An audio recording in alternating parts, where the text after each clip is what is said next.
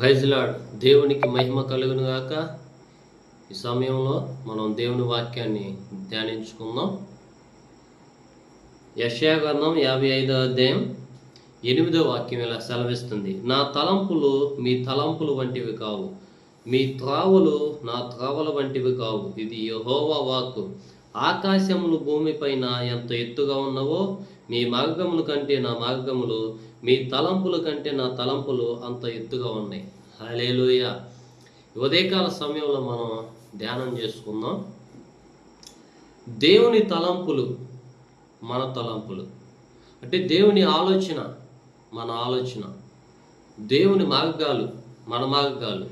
అవి ఎలా ఉంటాయి అంటే, మనం ఆలోచన చేసుకునే ఆలోచన విధానం ఈ భూమి మీద స్థిరంగా బ్రతకాలి, ఈ భూమి మీద ఉన్నతంగా జీవించాలి, మన పిల్లల సంతానం మనం డబ్బులు సంపాదించి పెట్టాలి, ఆస్తులు సంపాదించాలి, అంతస్తులు కట్టేయాలి, మేడలు మిద్దెలు.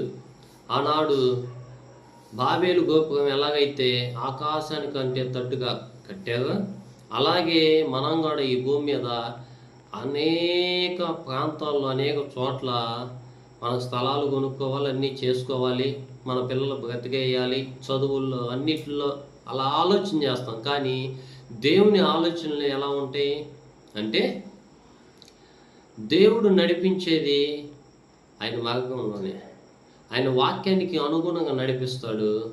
ఈరోజు నేను మాంసం తినాలనుకుంటున్నాను, కానీ దేవుడు మాంసం వద్దు, నువ్వు పచ్చడితోనే తినమంటాడు. ఎందుకంటే ఆయన తలంపులు వేరు, ఆయన ఆలోచన విధానం వేరు. ఇప్పుడు యోనా ఉన్నాడు, యోనా నినివేకి వెళ్ళమంటే తర్షీషుకి వెళ్ళి ఓడ ఎక్కాడు. ఎందుకు?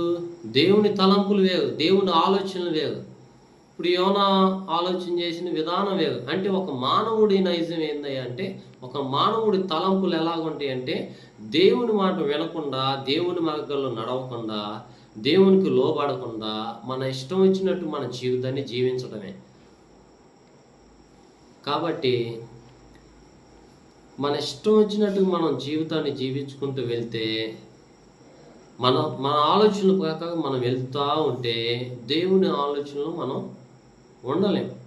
అందుకనే అవి ఆకాశానికి భూమికి ఎంత ఎత్తుగా ఉందో అంత ఎత్తుగా ఉన్నాయి మన తలంపులు దేవుని తలంపులకి. మనం సపోజ్ ఫర్ ఎగ్జాంపుల్గా మనం బండి వేసుకొని వెళ్ళాలనుకుంటాం, కానీ దేవుడు నువ్వు నడవాలంటాడు. అంటే ఒక్కొక్క విషయం ఒక్కొక్క విధానంగా ఉంటుంది. ఇవన్నీ ఎగ్జాంపుల్గా